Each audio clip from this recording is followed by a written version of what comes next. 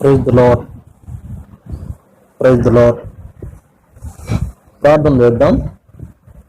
ప్రార్థన. ప్రేమగల పరలోక తండ్రి, పరిశుద్ధుడైన దేవాన్ని స్తోత్రాలు. మరోసారి మీ పిల్లలుగా మీ పాదాలు సంతకొస్తున్నాం ప్రభువా.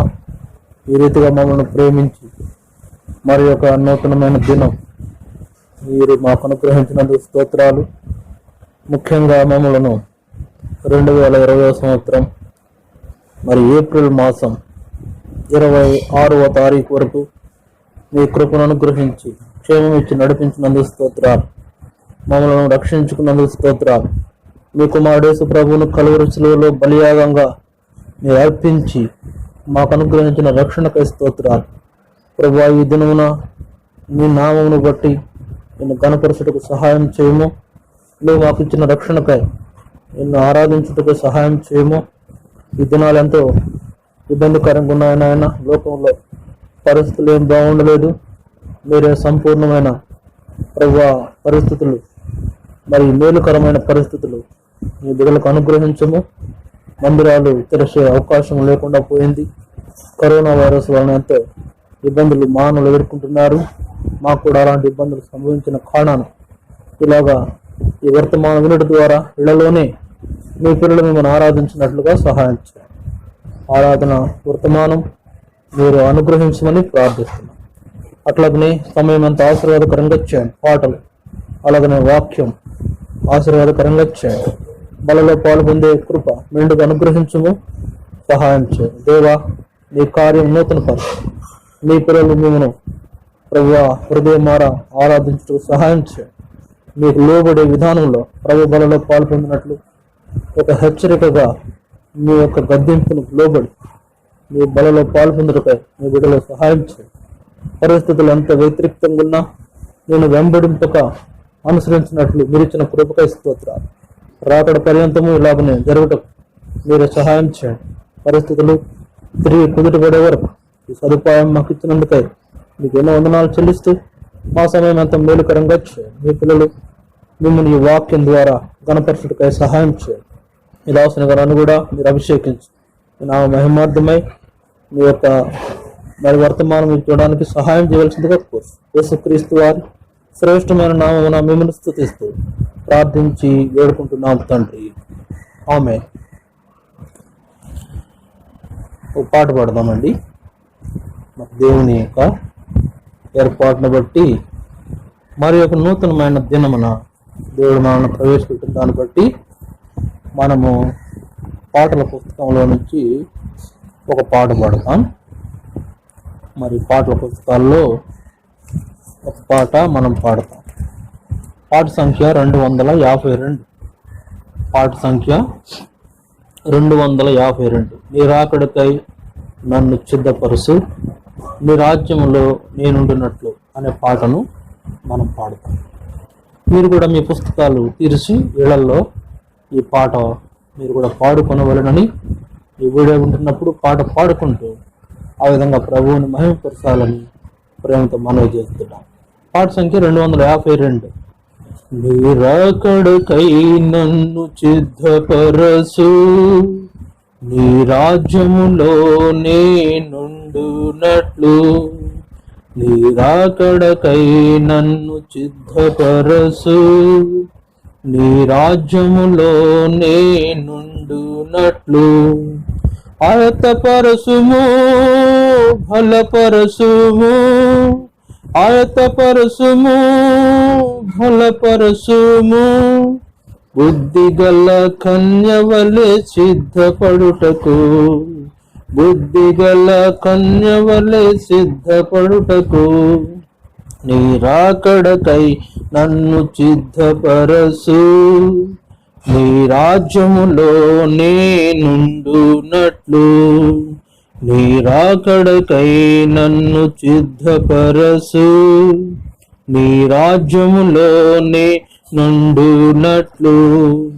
లోకభోగాలను ఆశింపక నిత్యము నీతో గడుపుటకు.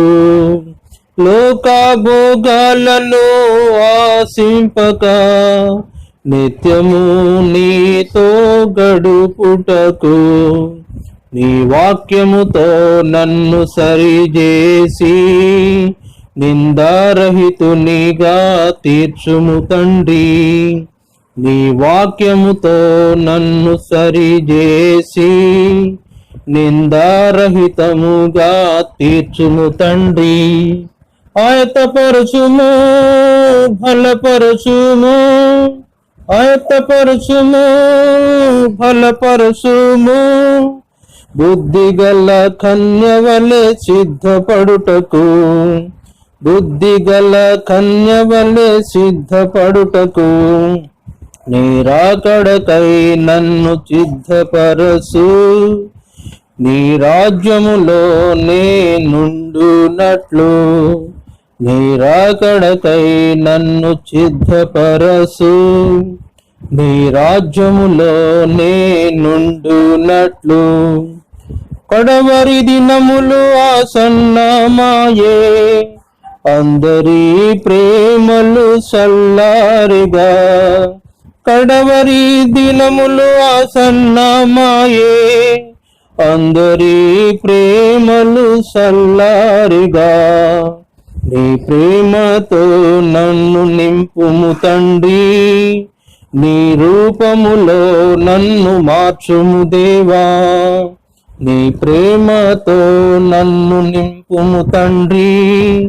నీ రూపములో నన్ను మార్చుము దేవా. ఆయత్తపరచుము, బలపరచుము, ఆయత్తపరచుము, బలపరచుము. బుద్ధిగల కన్యవలె సిద్ధపడుటకు, బుద్ధిగల కన్యవలె సిద్ధపడుటకు నీ రాకడకై నన్ను సిద్ధపరచు. నీ రాజ్యములో నేనుండునట్లు నీ రాకడకై నన్ను సిద్ధపరచు. నీ రాజ్యములో నేనుండునట్లు. అంజూరపు చెట్టు పూయకుండినను, ద్రాక్ష ఫలింపకపోయినను. అంజూరపు చెట్టు పూయకుండినను, ద్రాక్ష ఫలింపకపోయినను. ఒలీవ చెట్టు కాపు లేకపోయినన్, నీ యందు నేను ఆనందింపను. ఒలీవ చెట్టు కాపు లేకపోయినన్, నీ యందు నేను ఆనందింపను. ఆయత్తపరచుము, బలపరచుము, ఆయత్తపరచుము, బలపరచుము. బుద్ధిగల కన్యవలె సిద్ధపడుటకు, బుద్ధిగల కన్యవలె సిద్ధపడుటకు నీ రాకడకై నన్ను సిద్ధపరచు. నీ రాజ్యములో నేనుండునట్లు నీ రాకడకై నన్ను సిద్ధపరచు. నీ రాజ్యములో నేనుండునట్లు. మంచి నమ్మకమైన దాసునిగా నా తలాంతును నీ సేవలో, మంచి నమ్మకమైన దాసునిగా నా తలాంతును నీ సేవలో. ఆత్మల కొరకై నా భారము కలిగి బహుమానములను పొందుటకు, ఆత్మల కొరకై నా భారము కలిగి బహుమానములను పొందుటకు ఆయత్తపరచుము, బలపరచుము, ఆయత్తపరచుము, బలపరచుము. బుద్ధిగల కన్యవలె సిద్ధపడుటకు, బుద్ధిగల కన్యవలె సిద్ధపడుటకు నీ రాకడకై నన్ను సిద్ధపరచు. నీ రాజ్యములో నేనుండునట్లు నీ రాకడకై నన్ను సిద్ధపరచు. నీ రాజ్యములో నేనుండునట్లు.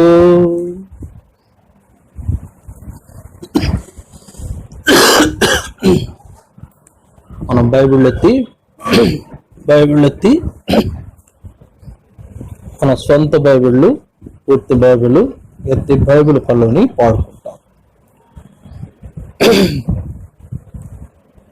గ్రంథవధనంబులన్నీ నావి, ప్రతి అధ్యాయము వరుస వచనము, తన దివ్య ప్రేమ వాగ్దానంబులు.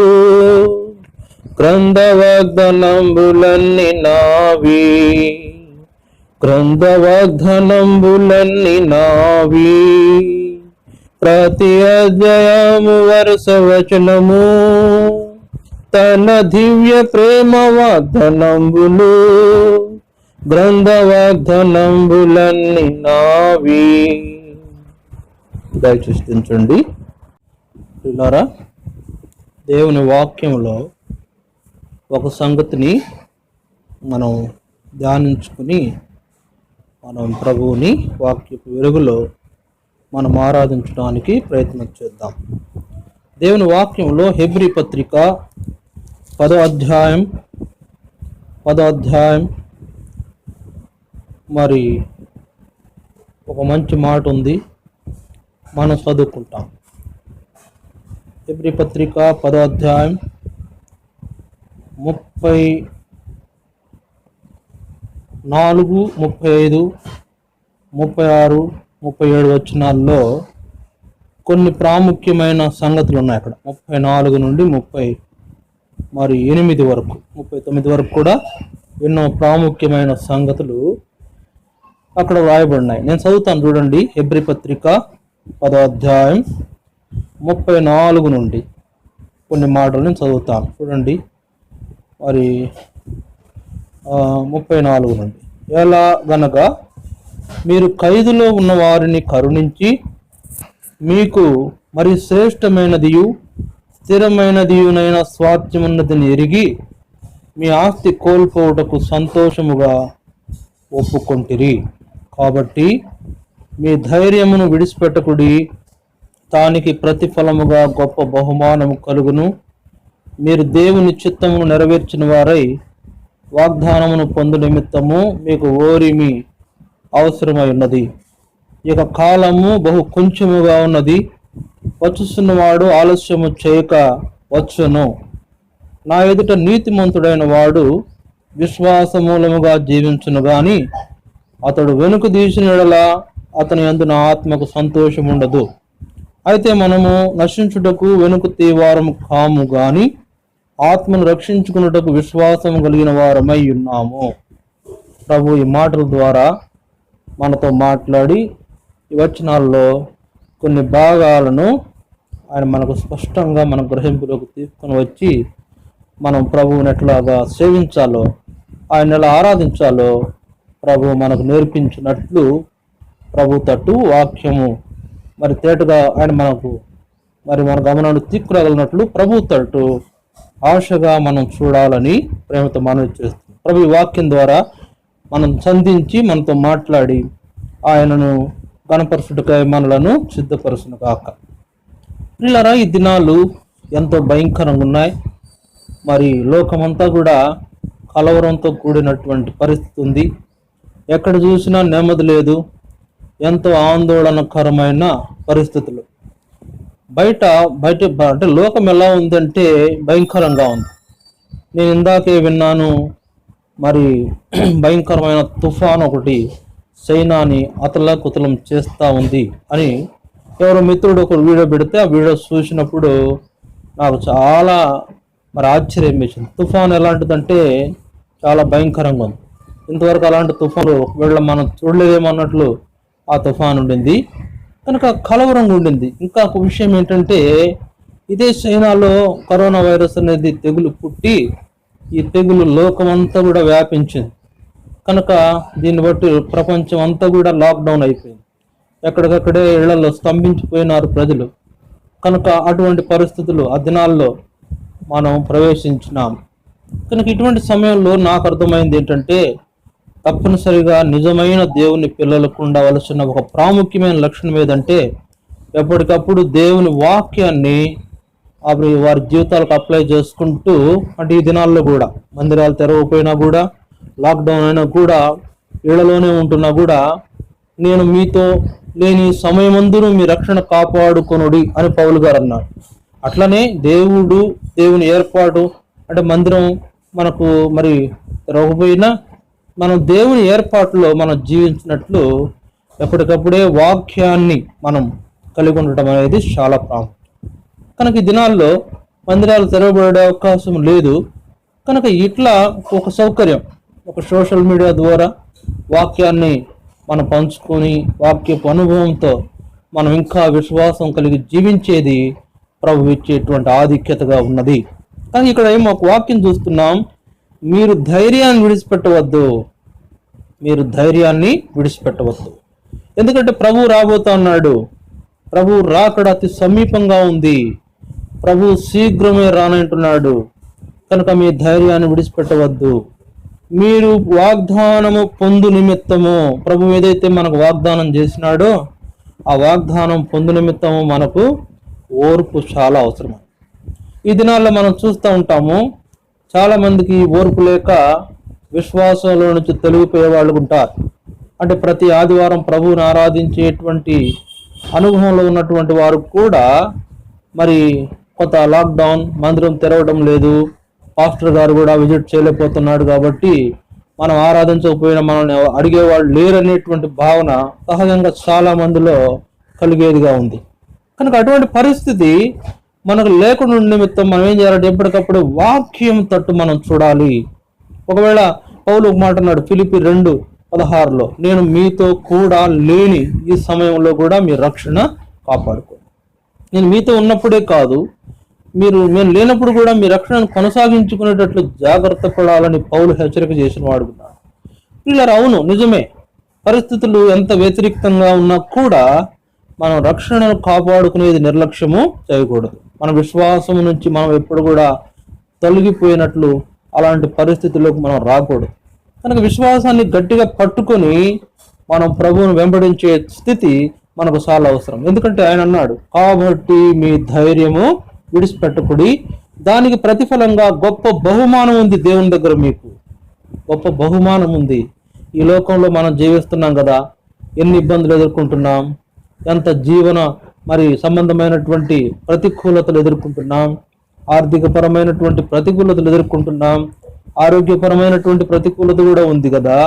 ఇలాంటి పరిస్థితుల్లో మనం ఎంతో ఇబ్బంది కలిగి జీవించవచ్చు, పరిస్థితి ఎంతో ఇబ్బందికరంగా ఉండొచ్చు, పరిస్థితి అంతా మనకే విరోధంగా మారినట్టు అనిపించవచ్చు.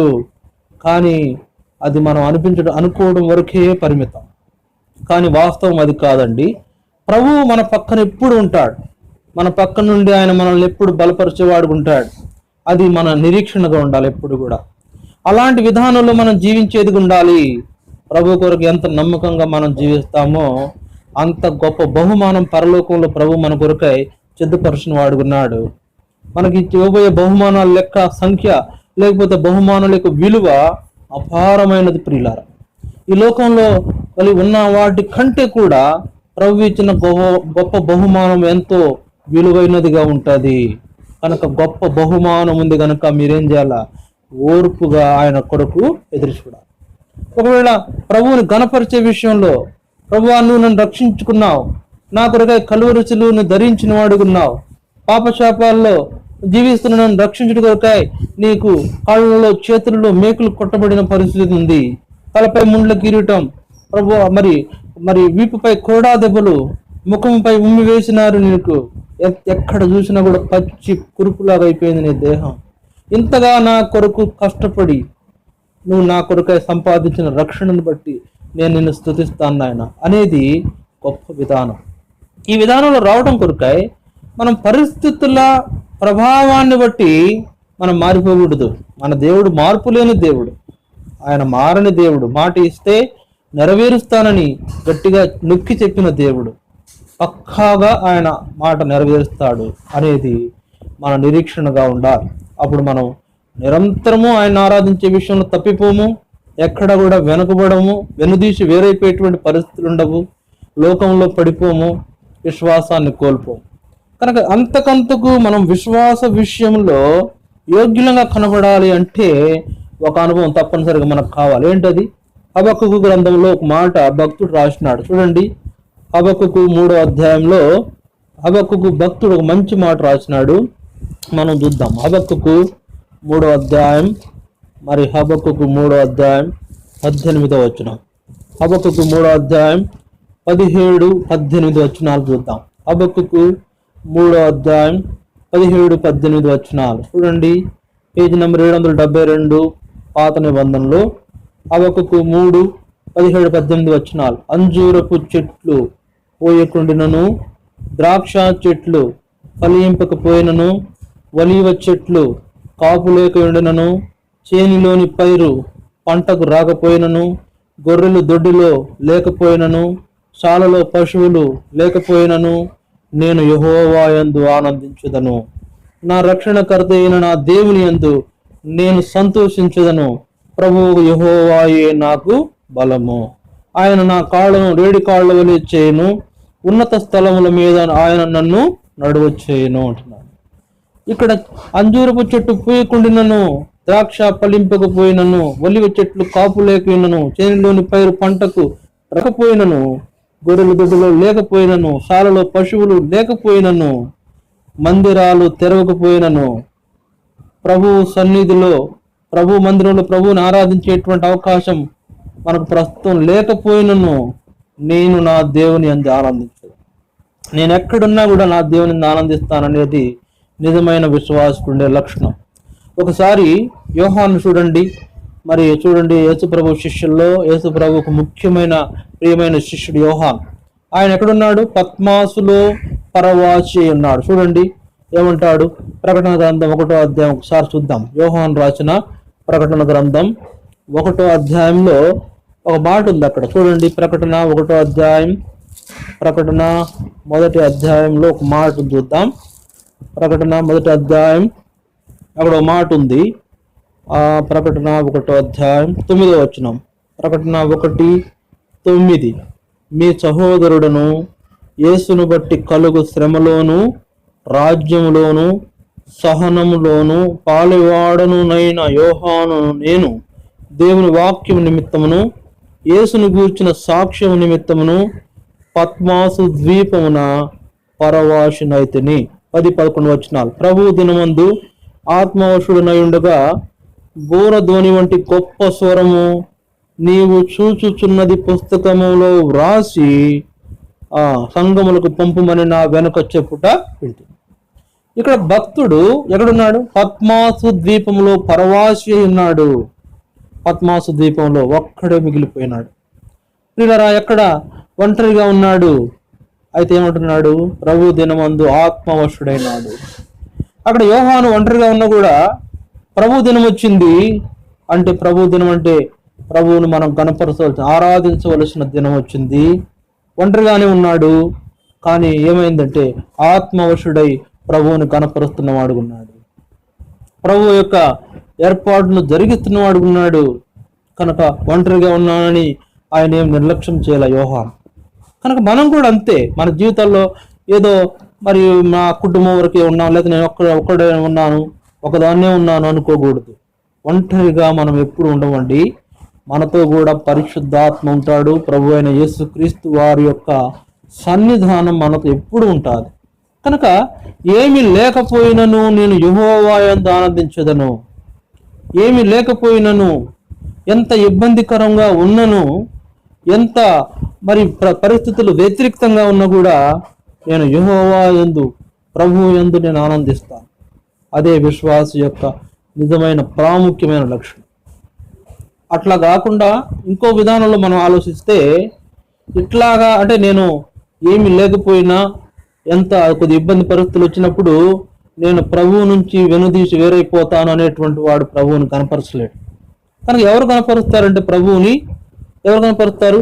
హెబ్రీ 10వ అధ్యాయంలో మనం అక్కడ చూసినట్లు, ఎవరైతే ధైర్యంగా ప్రభు కొరకు ఎదురు చూస్తారో, ఎవరైతే ఎంత వ్యతిరేకమైన పరిస్థితులు ఉన్నా కూడా దేవుని చిత్తం నెరవేర్చి ఓర్పుగా ఆయన కొరకు ఎదురు చూస్తారో వారే విశ్వాసం నిలుచుంటారు. ఈ ఓర్పు లేనివాళ్ళు, భయపడేవాళ్ళు, ధైర్యం కోల్పోయిన వాళ్ళు, వాగ్దానాల విలువను నిర్లక్ష్య పెట్టిన వాళ్ళు, వాళ్ళు ఏం చేస్తారంటే విశ్వాసంలో వెనుక తీసి వేరైపోతారు, ప్రభువుకు దూరం అయిపోతారు, ప్రభువుని కనపరచలేరు. కనుక పద్మాసులో యోహాను ఏం చేస్తున్నాడు? నేను ఒంటరిగా ఉన్నాను, పద్మాసు దేశంలో పరవాసిగా ఉన్నాను, ప్రభు దినమందు ఆత్మవశుడనై ప్రభువుని ఆరాధించినాను. అలాంటి అనుభవంలో మనం రావాలి. హబక్కూకు జీవితం చూడండి, ఏమి లేకపోయినా నేను దేవుని యందు ఆనందిస్తానన్నాడు. ఇంకో భక్తుడు మీకా భక్తుడైతే ఇంకా ఏమన్నాడంటే చాలా ఇంకా అద్భుతమైన మాటలు మాట్లాడినాడు. ఏమంటాడు? నీవు నా కొరకై చేసిన దానికి నేను నీకేం చెల్లించాలి ప్రభువా?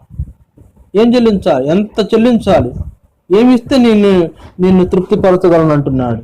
అట్లాంటి అనుభవంలో మనం ప్రభువు కొరకై, ప్రభువుని ఘనపరచుడు కొరకై, ఆయన తృప్తిపరచుడు కొరకై మనము ప్రభువుని ఓర్పుగా సేవించవలసిన వారంగా ఉన్నాము, ఆయన్ని ఆరాధించవలసిన వారంగా ఉన్నాము.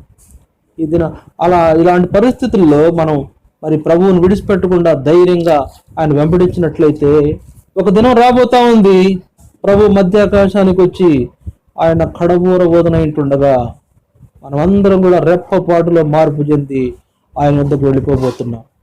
రెప్పపాటులో క్రైస్తవ జీవితం జీవిస్తున్నటువంటి విశ్వాసికున్న గొప్ప నిరీక్షణ ఇదే. ఇది శుభప్రదమైన నిరీక్షణ. ప్రభు రాబోతా ఉన్నాడు. ఈ లోకంలో ఉన్న తన బిడ్డలైన వారిని శ్రమల కాలము వారికి ఇబ్బందికరం కాకుండా ఈ లోకం నుంచి వారిని తీసుకువెళ్ళిపోతూ ఉన్నాడు.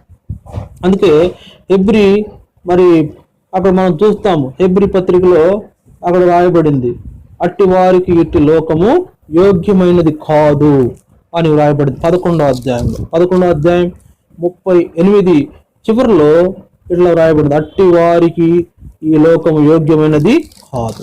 ఇట్టి వారికి నిజమైన విశ్వాసులకు, దేవుణ్ణి అంటిపెట్టుకుని వెంబడించి నిరంతరం ఆయన కొరకు జీవించి నమ్మకంగా ఉండేటువంటి వారికి ఈ లోకం యోగ్యమైంది కాదు. అందుకే ప్రభు ఒక దినాన్ని రాబోతున్నాడు, వీరందరిని తీసుకొని పరలోకానికి తీసుకొని వెళ్ళి వారిని శ్రమల్లో ఎంతైతే ఆయన కొరకు జీవించేటప్పుడు ఇబ్బందులు ఎదుర్కొంటూ వచ్చారో ఆ ఇబ్బందులన్నీ, వారు పడిన కష్టాలన్నీ కూడా ఒక దినం ఆయన ఏం చేస్తున్నాడు? మహిమలో సంతోషంగా మార్చబోతా ఉన్నాడు. అలాంటి అనుభవం మనకు దేవుడు ఇచ్చిన వాడుకున్నాడు. కనుక ప్రియులారా, ఓర్పుగా ఉండాలి, ధైర్యంగా ఉండాలి, విశ్వాసంగా ఉండాలి, ఇంకా నమ్మకత్వం పెంచుకోవాలి. నమ్మకం కలిగి అంటే బైబిల్లో రాయబడిన మాట ఏం రాయబడింది? విశ్వాసము లేకుండా దేవునికి ఇష్టడై ఉండుట అసాధ్యం. కనుక విశ్వాసం లేకుండా దేవునికి ఇష్టడుగా ఉండలేవు. దేవుని యొక్క ఏర్పాటును బట్టి ఆయన ఆరాధించలేవు. ఆయన ఏర్పాటును తృణీకరించేటువంటి వ్యక్తిగా ఉంటావు. ఇలాంటిది అవిశ్వాసి యొక్క లక్షణాలు కలిగినటువంటి వ్యక్తికి ఉండే లక్షణం. కనుక మనం జ్ఞాపకం చేసుకుందాం, ప్రభు మన కొరకు ఎంత గొప్ప కార్యం చేసినాడో మనం ఎప్పుడు మర్చిపోకూడదు. ఆయన గొప్ప కార్యం చేసినాడు, మన కొరకై ప్రాణమును శిలువలో అర్పించినాడు, మనకి ఎన్నో వాగ్దానాలు ఇచ్చినాడు, వాటిని నెరవేర్చినాడు, ఇంకా కొన్ని వాగ్దానాలు నెరవేర్చబోతా ఉన్నాడు. ఓర్పు అవసరమైనది. మనం నమ్మకంగా ఆయన సేవించాలి. ప్రభువా, నీవు నన్ను రక్షించుకున్నావు, ఈ దుష్ట లోకంలో నుంచి, పాప ప్రపంచంలో నన్ను రక్షించుకున్నావు, నన్ను విడిపించినావు, విమోచించుకున్నావు, ఇది గొప్ప వాగ్దానాలు ఇచ్చినావు, ఆ వాగ్దానాలు నెరవేరుస్తున్నావు, ఇంకా నెరవేర్చవలసిన వాగ్దానాల నిమిత్తమై ఓర్పుగా జీవించాలని కోరుతున్నావు. ఇలా జీవిస్తున్న నన్ను తీసుకువెళ్ళడానికి కొరకై ఒకనాడు నువ్వు మధ్యాకాశానికి రానంటున్నావు. అలాంటి శుభప్రదమైన నిరీక్షణ నాకు ఇచ్చినావు. ఎంత గొప్ప దేవుడు నాయన, నీ వంటి వారు ఎవరు లేరని అనడమే ప్రభువుని కనపరచడం పిల్లారు. అలాంటి గొప్ప ఆధిక్యత దేవుని బిడ్డలకు ఉన్నటువంటి ఆధిక్యత. కనుక మనం ఈ విషయాన్ని జ్ఞాపకం చేసుకుని యోగ్యంగా ప్రభువుని గనపరచాలి. తర్వాత అంతే నమ్మకంగా ప్రభువుని ఎంత యోగ్యంగా ఆరాధిస్తున్నామో అంతే నమ్మకంగా ప్రభు బలలో కూడా మనం పాలు పొందాలి. ప్రభు బలలో పాలు పొందేటప్పుడు ఏ మాత్రం అనాలోచన ఉండొద్దండి. ఏ మాత్రం కొంచెమైనా అపవిత్రత ఉండకుండా చూసుకోవాల్సిన అవసరం ఉంది. మందిరాల్లో హెచ్చరిక చేసినప్పుడు అప్పుడు వేరు, ఇప్పుడు పరిస్థితి వేరు. ఎంత నమ్మకంగా ప్రభు బలలో మనం చేయవేస్తామో అంతే విధానంలో ప్రభు మనల్ని ఆత్మీయంగా బలపరిచే వాడుకుంటాడు. మన నమ్మకత్వాన్ని బట్టి మనల్ని మెచ్చుకునే వాడుకుంటాడు. కనుక ప్రభు బలలో పాలు పొందుట చాలా నమ్మకంగా పాలు పొందాలి. అనాలోచనగా పాలు పొందవద్దు. ప్రభువుని దుఃఖపెట్టవద్దు. ప్రభువుని ఆయన్ను దుఃఖపెట్టి ఆయన దుఃఖపడట ద్వారా మనం ఇబ్బందులు కొని తెచ్చుకోవద్దు. ప్రభువుకు నమ్మకంగా ఉందాం. నమ్మకంగా విన్న వాక్యాన్ని ఆధారం చేసుకుని ప్రభువుని ఆరాధిద్దాం. అలాగే అంతే నమ్మకంగా ప్రభు బలలో మనం పాల్పొందుతాం. ఇంకా ఇంకా ఎక్కువైన విషయాలు, మనకి ఇంతకంటే తేటైన విషయాలు మనకు అవసరం ఉండదు. ఒకవేళ అవసరమైతే ప్రభు వాటిని బయలుపరుస్తాడు. అంతేగాని అటు ఇటు కొట్టుకుని పోయినట్టు ఉండొద్దు. మరి లోకం వైపు కాసేపు, దేవుని వైపు కాసేపు ఉండొద్దు. మరి అక్కడ ఇక్కడ పోవద్దు, ఎక్కడ పోవద్దు. దేవుడు మనకు స్పష్టంగా తనకు ఉద్దేశాలు తెలియపరుస్తున్నాడు. ఆ ఉద్దేశాలను పట్టుకుని మనం ప్రభువుని ఆరాధించి కనపరచాలని, ఆయన కొరకు నమ్మకంగా జీవిస్తూ ఆయన సేవించాలని ప్రభు పేరిట మిమ్మల్ని బ్రతిమాలుతున్నాం. ప్రియులారా, ఎవరు కూడా నిర్లక్ష్యంగా ఉండొద్దు. తర్వాత ఇంకో సంగతి ఏంటంటే, ప్రభువు నమ్మకంగా సేవించేటువంటి వాళ్ళు తప్పకుండా ప్రార్థనలో ఉండండి. అనుదినం ప్రార్థించండి, ముమ్మారు ప్రార్థించండి. ఉదయం, మధ్యాహ్నం, సాయంత్రం, వీలైతే అర్ధరాత్రులు, మధ్యరాత్రులు కూడా మెలకు వస్తే ప్రార్థించండి. మన భద్రత కొరకు, మనం భద్రత కొరకు ప్రార్థించాలా. లేకపోతే లోకంలో ఎంతో మంది ఇబ్బంది పడుతున్నారు, వారి కొరకు ప్రార్థన చేసినప్పుడు అది మన భద్రతకు కారణం చేస్తాడు ప్రభు. కనుక ఆయన నమ్మకంగా మనం వెంబడించాలి, ఆయన సేవించాలని ప్రభు కోరుతా ఉన్నాడు. కనుక ఎవరు కూడా నిర్లక్ష్యంగా ఉండొద్దు, ప్రభువుని ఆరాధించే ఆధిక్యతను కోల్పోవద్దు. మీరు గమనించాలని ప్రేమతో మనవి చేస్తున్నాం. మరొక విషయము, మరి ఈ వీడియో చూసిన మా ప్రియులు మీకు వీలు కొలిగిన కొలది మీరు ప్రభువుని ఆరాధించండి. తర్వాత రేపు ఉదయకాలము మరి ఉదయం 3:30 గంటలకే మరి మేము మందిరం దగ్గరికి వస్తాం. తెల్లవారుజామున 3:30 గంటలకు మరి మందిరం దగ్గరికి వస్తాం. 4 లోపు మందిరం ఓపెన్ చేస్తాం. 4 లోపు మందిరం ఓపెన్ చేస్తే 5 లోపు మీరు అందరూ వస్తే అక్కడ ప్రభువుని కనపరిచి ప్రభు బలలో మీరు పాలు పొంది వెళ్ళొచ్చు. ఉదయం 4 గంటల నుండి 5 లోపు మీరు వస్తే ప్రభువుని కనపరిచి ప్రభు బలలో పాలు పొంది మీరు వెళ్ళటానికి బాగుంటుంది. అక్కడ నుంచి మళ్ళీ నేను మరి చూసుకుని మన వాళ్ళు రాలేనటువంటి వాళ్ళ దగ్గరికి పోయి వేరే ప్రాంతంలో కూడా ఈ బలను అందించాల్సి ఉంటుంది. కనుక 4 నుండి 5 లోపు మీరు సమయం కేటాయించుకొని మందిరంకి వస్తే ప్రభు బలలో ప్రభువుని ఆరాధించి ప్రభు బలలో పాలు పొందేది మనకు కలిగి ఉండదు. ఒక పాటలు వర్తమానమే ఉండదు, ఆరాధన చేస్తాం, ఆ అనుభవంతో ప్రభు బలలో పాలు పొందుతాం. కనుక ఇది జ్ఞాపకం చేసుకోండి. మీరు నమ్మకంగా ప్రభువుని సేవించాలని మనవి చేస్తున్నాం. ప్రభువు మిమ్మలను దీవించి ఆశీర్వదించునుగాక. మీకు వచ్చిన ప్రార్థన చేస్తాం. కళ్ళు మూసుకోండి. ప్రేమగల పరలోక తండ్రి, పరిశుద్ధుడైన దేవాని స్తోత్రాలు. మరోసారి మీ పిల్లలుగా మీ పాదాలు చెందుకు వస్తున్నాం. అనుగ్రహించము. ఈ దినము మీరెంతో విశేషమైనదిగా చేసి మా జీవితంలో అనుగ్రహించినందుకు స్తోత్రాలు. రక్షించుకున్న విధానంకి స్తోత్రాలు. లోకంలో ప్రభావ పరిస్థితులు ఎంతో ఇబ్బందికరంగా ఉన్నాయి. కరోనా వైరస్ చాలా తీవ్రంగా ఉంది. ప్రపంచం అంతా కూడా ప్రజలు ఇబ్బందులు ఉన్నారు. మీరు జ్ఞాపకం చేసుకుని మీ కార్యం జరిగించి ప్రజలకు కావాల్సిన భద్రత, క్షేమం, ఆరోగ్యం దయచేయవలసిందిగా ప్రార్థిస్తున్నాం. ఆయన రాబో దినాలు ఇంకా ఎంతో ఇబ్బందికరంగా ఉండే పరిస్థితులు అయితే ఉన్నది. మీరు సహాయపడుతున్నారు. నీవు ఏర్పరుచుకున్న బిడ్డల కొరకాయ ఆ శ్రమ దినాలను తక్కువ చేసి వారిని లోకంలో రాబోతున్న శోధన కాలంలో తప్పిస్తానని మీరు వాగ్దానం చేసిన ప్రకారం నీ బిడ్డలను తప్పించమని ప్రార్థిస్తున్నాం.